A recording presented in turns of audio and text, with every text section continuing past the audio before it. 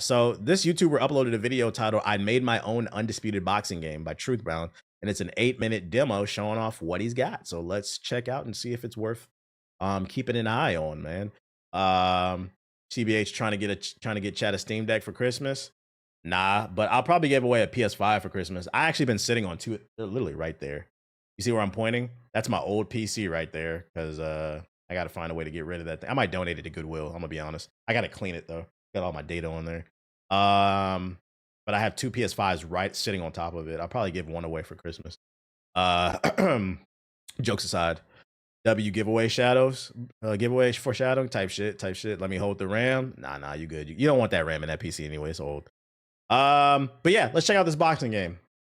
298 days developing a boxing game to find out if one man can compete with a AAA monolith who many believe give a next playground away. Nah. Today, can I lead a new movement, creating a game for the people by the people? This is Truthbound. Hey, hold up. He keeps bugging me. Let me feed my dog real quick, chat. Give me 2 minutes. Actually, make it 3. I gotta pee. He keeps bothering me.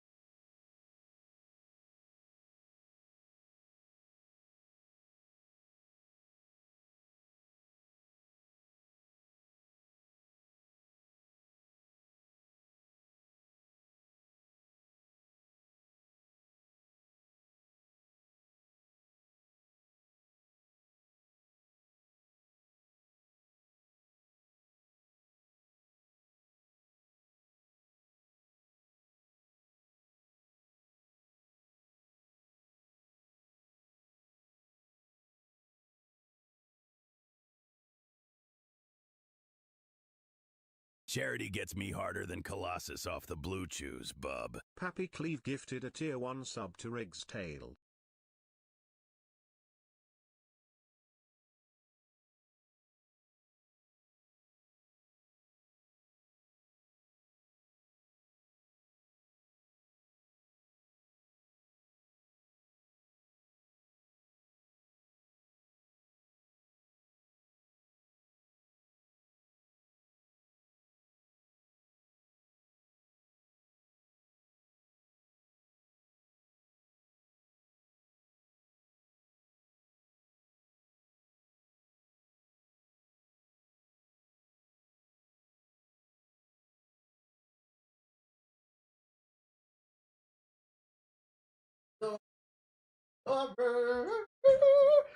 Okay. Anyways, I'm back. Nah, bro, stand on it, be proud. What you talking about?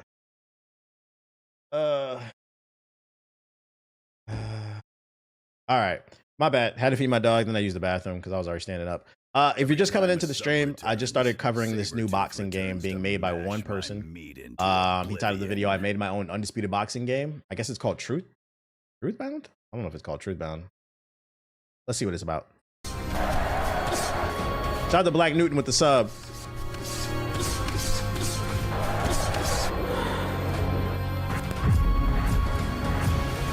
are back. Today, we discuss the key features of my new boxing game, Truthbound. Just 10 months in, one man. We'll discuss feinting, parrying. I forgot I tagged you in this the other day. It seemed interesting. Oh, it was you? I appreciate it, bro. Yeah, I saved it.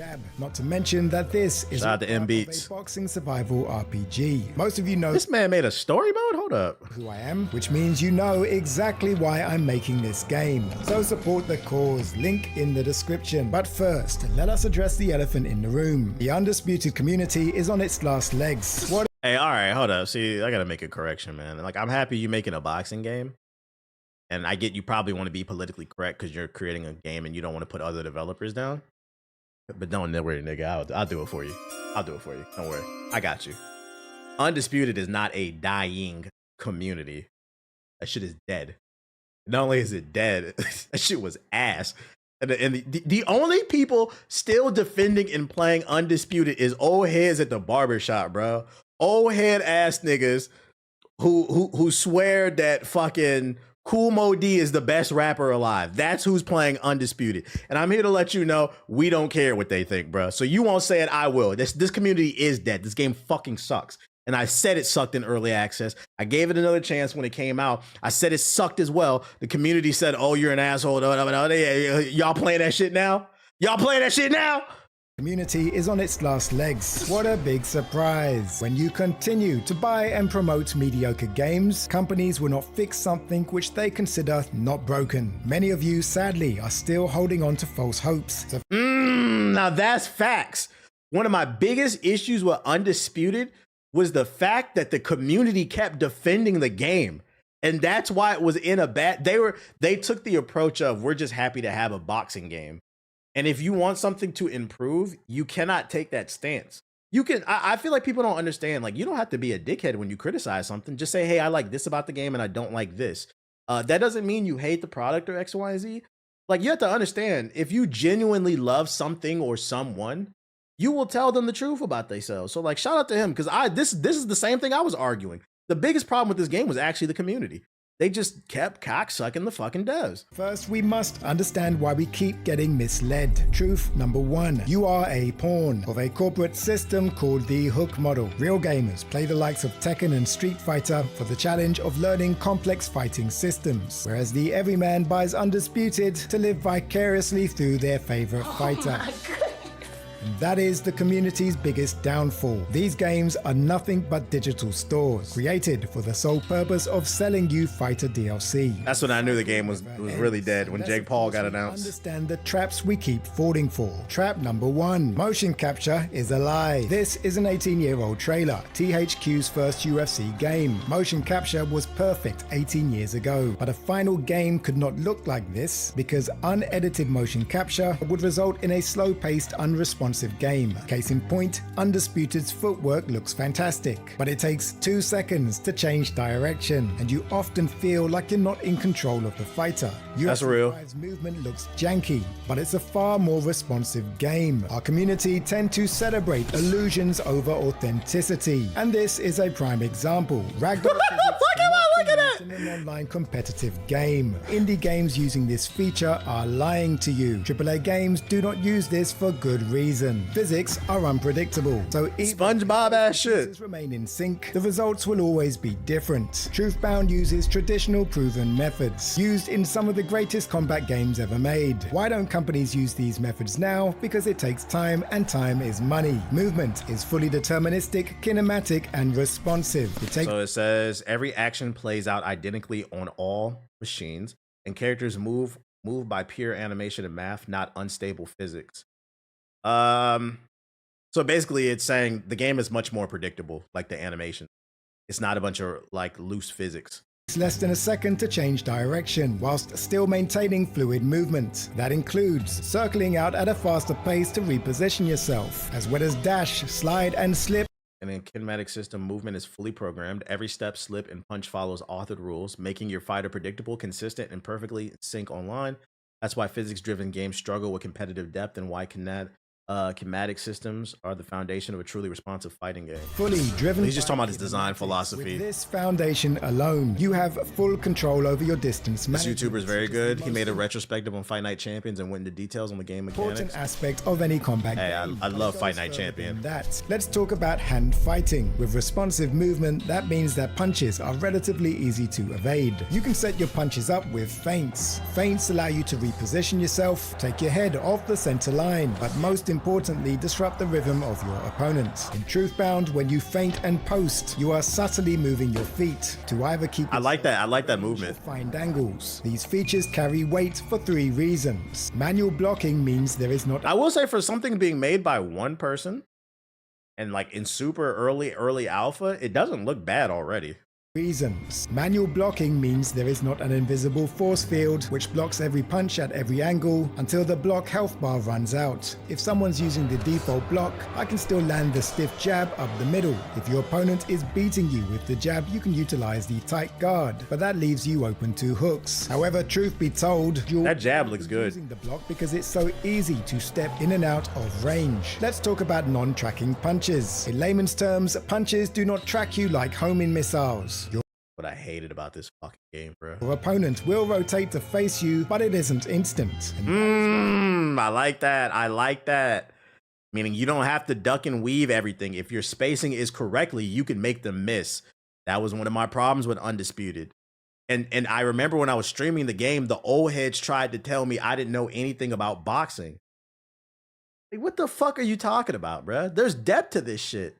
All you niggas do is spam buttons. I like that, though. Subtle footwork and shot placement count. You see, At bare minimum, I'll say he understands the sweet science. He and a understands it. jab, you're not just hitting the head, you're hitting the frontal lobe, the chin, your opponent's nose. Think of them as critical damage zones, which just like in real boxing, act as deterrents if your opponent decides to fight reckless. If you walk onto a well-timed punch, it could lead to a bloody nose, restricting your airflow, which would result in faster stamina loss. And Know your ranges. Real shit. That's a good way to articulate it. Know your range. getting hit in the liver, the solar plexus. You get the drift. Now this doesn't force you to fight patiently, but it does encourage you to fight strategically, which leads me on to a feature that most AAA games avoid: position-based action. All right, so I will say, based off first impressions, I like what he's doing with the physics. I will say, from an artistic standpoint, I mean, this is an early build. I would like to see you put some more arenas in there that has more color and lighting. Like, I do like that darker aesthetic on some of the arenas, but it seems like it's like everywhere. Like, I want to see some more lighting, and then also, I think the punches need some more oomph to it. I don't feel like the punches have the impact that I want to see. That was one of the issues that I had with Undisputed. It always felt like you were swinging pillows. I feel like the punches could use more oomph in the gameplay. Actions. Let's start with an advanced combination. I want to feel like I'm splitting a nigga spleen. Jab. You're able to duck under, but you're not close. I like that duck though. Shots. Alternatively, I attempt to shuffle left, but I'm still getting caught with the jab. And that is where position-based actions come into play. In this case, I like that. He understands the movement. I like that. we duck under the jab, but with our head lowered, we transition to the shuffle. Note that this time, when we shuffle our position, I will say though, from an artistic standpoint, dial back the sweat just a little bit. Just a little bit. I'm not gonna lie, that's a lot of sweat when you hit him in the face, which is realistic. But from a gameplay standpoint, I can see that being a little distracting. The sparkles just going up everywhere. Dial it back just a little bit for it feels like visual clutter. positioning is lower. Not only do we avoid the jab, but the momentum. Yeah, the weaves are clean though. Shuffle increases the damage of the rare body. I like the defensive options. Basic defensive scenarios. If you're leaning to the right, you should be able to throw a jab. You said voice acting this boy, bro? Angle. Now, none of this means that you Well, what's the name? I would imagine he's trying to get real boxers in here, unless it's just gonna be create your own boxer and go online. If that's the case, if you need any voices, hey, if you ever see this, what's this YouTuber's name? Flamer Uncut. Holla at me if you need some voices. Holla at me, bro. can't be beaten by a novice. Just like in real boxing, the overhand set up by the jab always has the potential to shut your lights out. Not only that, you have the option to overcommit throwing swinging hooks, which can drain your stamina, leave you open to counters, and they can pay off. That is just the beginning. That was the problem I had with Undisputed too. People would walk straight at you and just swing for the fences. Everybody played fucking Dante Wilder online. and they would just be throwing bombs, and I'd be bobbing and weaving that shit, uppercut them in the chin, and they would eat the shit. And I'm like, bro, all right, this fake ass fucking game, bro. If a nigga damn near blows his shoulder out swinging at you and you hit him with a hook, at bare minimum, I should get a stun off that shit every once in a while. I don't expect it every time. But if I hit you with 4 hooks in a row, none of that shit hurt? Oh, come on. Let us now cover this. Yeah, it was Rock'em Talk'em Robots, bro. It didn't promote proper boxing. And Def Jam Fight for New York. I have the blueprints in place to create a story-driven underground ecosystem. The concept as it stands. You're an office worker who finds himself in a compromising position, which the choice is a life behind bars or a new beginning, of which it is in your hands to make the most of it. You'll start from the very Gotta get it out the mud. Food and shelter. However, once you prove yourself to be of value, you'll gain opportunities to join and represent different factions. From here, you'll be able to take on side jobs to earn money, which will enable you to buy better quality food, access to better training equipment, as well as sleeping facilities. Your choices will affect your attributes before you go into a fight. If you end up with a broken orbital bone, that will carry with you into the next fight. Now this hell no. exists in the shape of blueprints. Eventually, every character in this small world will have their own backstory. This is where you, tired of the state of combat games, can get involved. If you see the potential in this game, I kindly ask that you support the cause. Join my Ko-fi, link in the description, so I can continue to work on the game without any distractions. And for those who support throughout the journey, we'll have a spot open for them to be an NPC in the game. What do you have to lose? Truthbound has Hey, let me get an NPC or something. online community where you and your friends can create your own factions, build and craft better facilities. Maybe you don't want to be a boxer. You can take on a different role, a trainer, a chef, a manager. I have the capabilities to create all of this, but I don't have time. A big thank you to the content creators who reacted to my first trailer. Just remember that I'm making this game for the community that you're a part of. Don't be petty. Don't forget to join the community Discord, link in the description. Let me know in the comments how you feel about First impressions. It looks like it has a strong foundation. Keep working. If anybody wants to support him, listen. I think you have something here, but I am going to reserve judgment because Undisputed, when it first was announced and it was called ESB Boxing or something, that shit looked good too. And it turned out to be ass. But I will say I see the vision. I'm rooting for you, Claimer Uncut. I'm rooting for you. We'll keep an eye on this. I hope it turns out good. I hope you continue to keep dropping updates. But you ain't getting no money from me. I've been burned one too many times from these fucking early access games. Nope. I see you when the product is done. I don't donate to nobody, bro. No, thank you. TBH on the commentary would be fire. Damn, nigga got knocked out. But yeah, we rooting for you though. We rooting for you. If anybody wants the link to that, maybe you want to donate, I'll drop it in the chat. I just dropped the link to the YouTube video. It's probably in the description box. Shout out to this game though. What else we got? Other news. Let me turn my music back on. Sony might have leaked Leon Kennedy in Resident Evil Requiem. Yeah, agreed. LOL. Can't get a buck from me either. You'll get a buck when the game's done. While we're still a couple of months away from Resident Evil Requiem's release, it looks like there could be a surprise return awaiting fans. Before it was removed, the PlayStation Store revealed new cover art for the game that featured longtime Resident Evil protagonist Leon Kennedy. PlayStation 5 players noticed the art on the pre-download screen for owners of the standard non-deluxe version of the game. IGN later confirmed the art, which showed a stubbled and haggard-looking Leon hovering over Requiem's other main protagonist, Grace Ashcroft. Leon appeared similar to his Resident Evil 4 look, with his fur-lined leather jacket a bit more grizzled. Is this the image right here? High-res image of Leon in it. It leaked. Shit. So there you have it, ladies and gentlemen. This was on the PlayStation Store, so this is pretty much confirmed. Your boy Leon is coming back for Resident Evil 9. In 6 months, he'll announce a partnership with EA, and it'll be called Fight Night Reloaded. Hey, jokes aside, if he was able to partner with EA and get proper funding and a dev team behind it, I think that would be a good thing, as long as he maintains creative vision. Because I mean, the last boxing game we got was from fucking EA. Old man Leon, let's go. Leon is one of my favorite Resident Evil characters. I'm not a big Resident Evil fan, and I think this new one that they announced looks good. So depending, because I see you said I'm not gonna play it. Depending on when it comes out.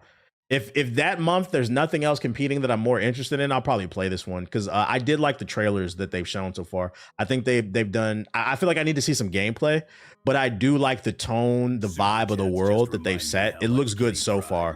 So we'll see. And I like Leon. Yo, shout out to Young Fred the Third with the $2 super chat. My favorite fight nights are the PS2 ones. I think all the fight nights were good from 1 to champion. They were all good.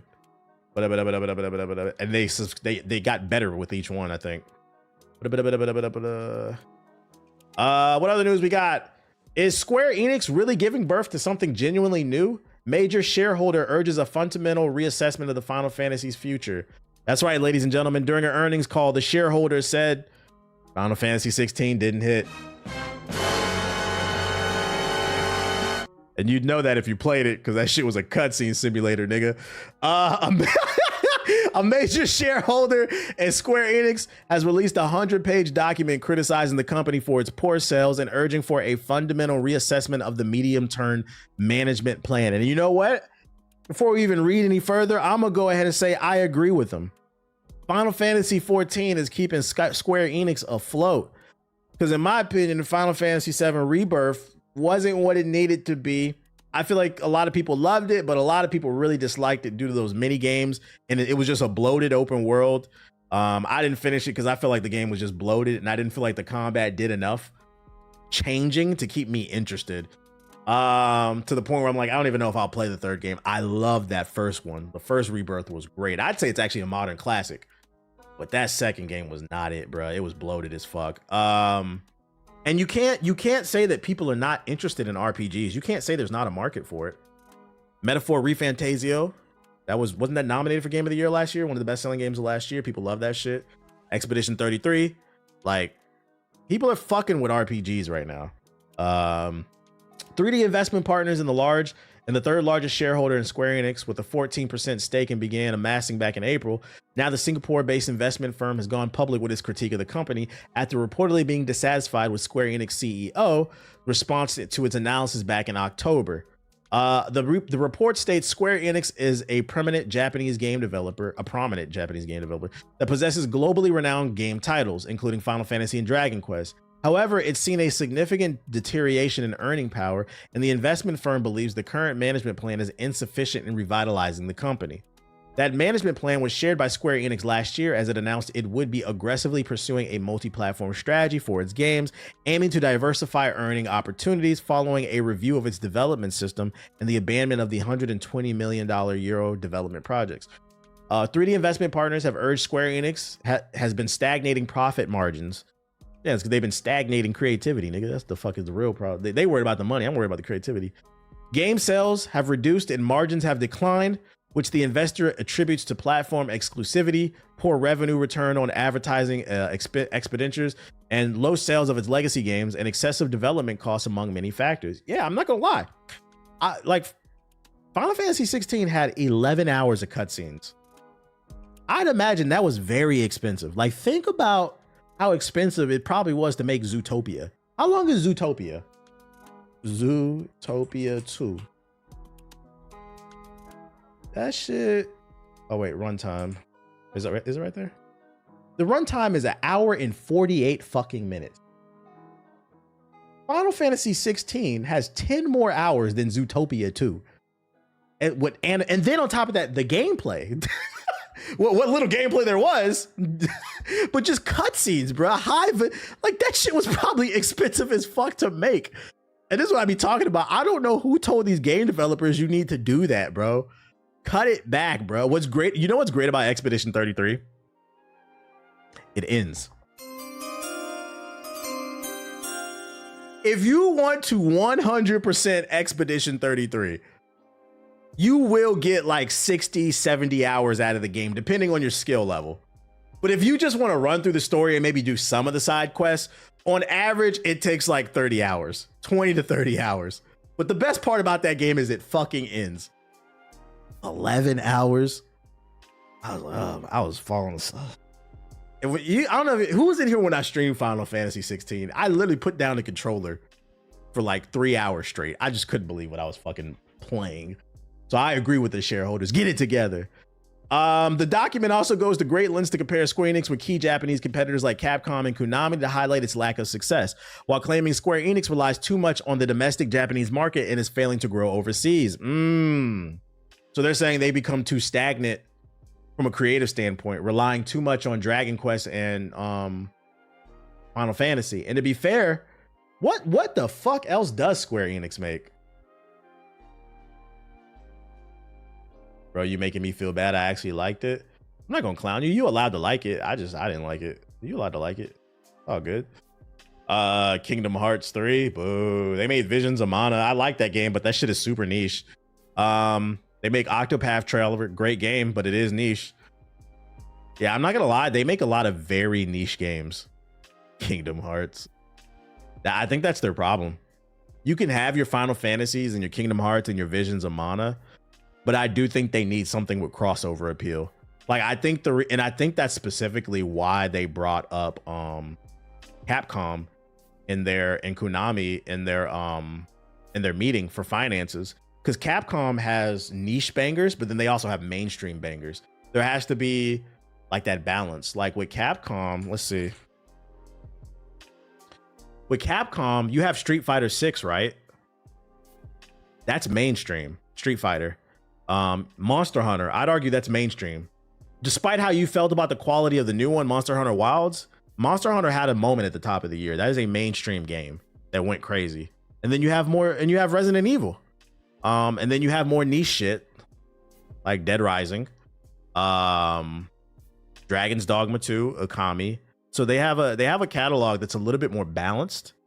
Laugh my ass off. It's all niched in Kingdom Hearts. Yeah, and I'm not gonna lie, even Kingdom Hearts I feel like is pretty niche. Kingdom Hearts is a game, I don't feel like soccer moms and dads who are buying that next playground are playing Kingdom Hearts. That is a hardcore game. Like you have to use a lot of brain power to understand that story. And you know the reason I know is because none of you niggas know the fucking story of that game.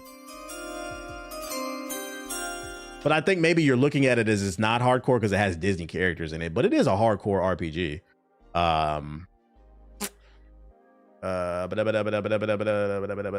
It's just old. Final Fantasy, Kingdom Hearts, and Dragon Quest are their main things. Yeah, you know it's funny. Like I can't believe I'm agreeing with the shareholders, but I kind of agree. I think Square Enix has become creatively bankrupt, too reliant on their heavy hitters, and like they need to just do something. They need a new IP. They need 3 new IPs. I'm gonna be honest. They need 3 new IPs to mix in with their current wave of stuff. And I think what's disappointing about with Square Enix is Square Enix name holds weight. It doesn't matter what the fuck they announce. All they have to do is announce it's a new IP with like a title screen and people will get excited. Why? Because Square Enix name holds weight. And if anybody from Square sees this, I hope you guys know that. You're not some small indie studio. You got clout. Fucking act like it, bro. Hold on. I know Kingdom Hearts story front to back. I got my PhD in that shit. Word? You play Kingdom Hearts Dream Drop 3,3/4 on fucking the Game Boy Advance? Forspoken 2? Nah, nigga, we don't need Forspoken 2. Nah, we don't need that shit, bro. Hell nah, man. Does Square own Nier Automata? No, that's Platinum, right? Nier Automata. Even still, Nier Automata is a niche game. That's like a hardcore game. Oh yeah, it's okay. Square Enix does. Okay, they publish it, so yeah, they do. Platinum makes it, but they publish it. Yeah, so Square does it. But Nier Automata is not a mainstream game. That's a weeb game. Good game, but it is a weeb game. Hey, Dream Drop Distance was solid, man. Kingdom Hearts might be one of the first games where I remember being young and looking at the title of the games and just thinking like, yo, shut the fuck up, bro. What is this shit? Oh, fucking Kingdom Hearts Dream Drop Distance 3/8 coming to the fucking iPhone. Who named that shit, bruh? Like, you ever look at something and just be like, I ain't reading all that, and I damn for sure ain't playing all that. I'm not playing no game called Dream Drop Distance 3/8. Shut the fuck up, bruh. 365 plus 2.5 days. Yeah. 352 3/3. What? How you got a math? Yo, math was one of my worst. That's probably what it is. That was one of my worst topics in school. So when I see a math equation in your game, 352, 330. I'm not doing that, bro. What you mean this shit got division in it? Nah, hell nah, nigga. Kingdom Hearts 3 Long Division Edition. Hell nah. That shit turned me off. I know that shit is goofy, that there's no logic behind that, but I'm human. Sometimes I don't make sense either, nigga. Let me have this one. Let me have this one, bro. I ain't playing that. No, thank you. I know that shit is confusing because the title is confusing. Hell nah. You know, casual saw that and was like, hell, exactly. So imagine being a casual, imagine being a mom or dad that knows your kids love games. And you walk into GameStop and you see a game called Kingdom Hearts 3/5 and 1/3 quarter. You're like, nigga, what? I'm just gonna get this Super Mario. I'll just buy Super Mario. I don't understand what that means. I don't understand what that fucking means, man. Perfect Dark. And you know, before I move on, the worst part is not only will the mom and dad who's a casual buying a game for Timmy not know what that means, I guarantee you if they bring that game to the front desk and they ask the GameStop employee with the lip ring and the jorts on, the backwards cap, they're probably not gonna, so what's this game about? That's a good question. That's a good question. Nigga get on a computer, start Google. Okay, so according to ChatGPT, something about Sora's on a beach and his friend becomes evil and heartless or something. At some point they're Sephiroth. I don't know. Anyways, Perfect Dark devs launch new studio at Take-Two following games cancel. New studio after Take-Two's following their game cancellation. The chances of the Perfect Dark reboot rising from last summer's cancellation are slim to none, but two of the primary developers behind it, the studio head Daryl Gallenhager and director Brian Horton, have found a new home at Take-Two Interactive. Bloomberg's Jason Schreier broke the story about Gallenhager and Horton on Blue Sky. According to Schreier, the duo will start their own studio under the Take-Two umbrella. However, there are currently no details about any games that they're working on. Schreier previously reported that Take-Two games came close to reviving the Perfect Dark reboot. However, the deal reportedly fell apart over which company would own the rights of the franchise. Regardless, it seems...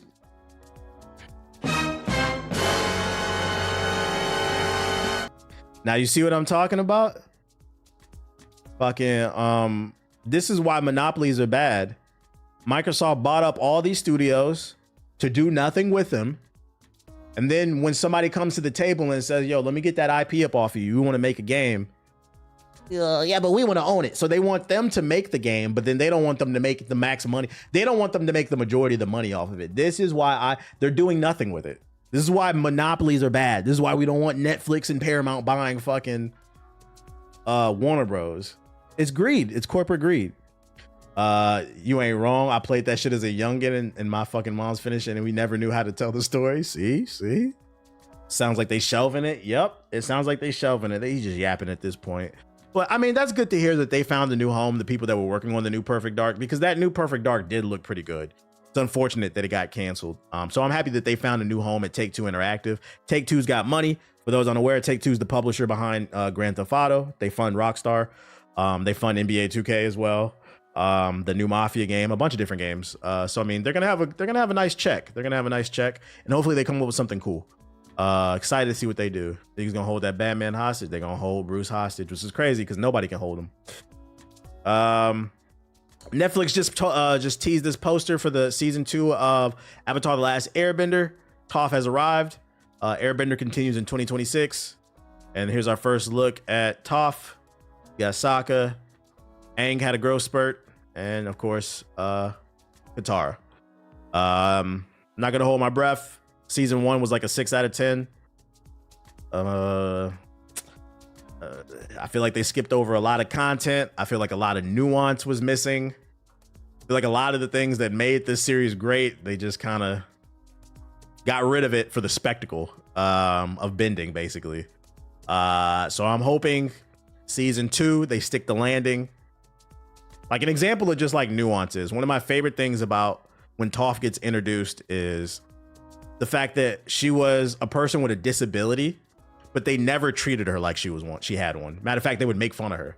And I think that's good. Not the making fun, but like just treat him like it's a normal. I feel like there's a message there. I like that shit. And it was a kid's show. If they fucking do this live action shit and I don't hear a fucking joke about her being blind, I'm like, It's just a little, I don't know, man. Yeah, she would make fun of herself. Like, I don't want to see no sensitive ass shit. I'm blind, so guys, woe is me. Shorty's the daredevil of the universe, but she can earthbend. It was perfect. Yeah.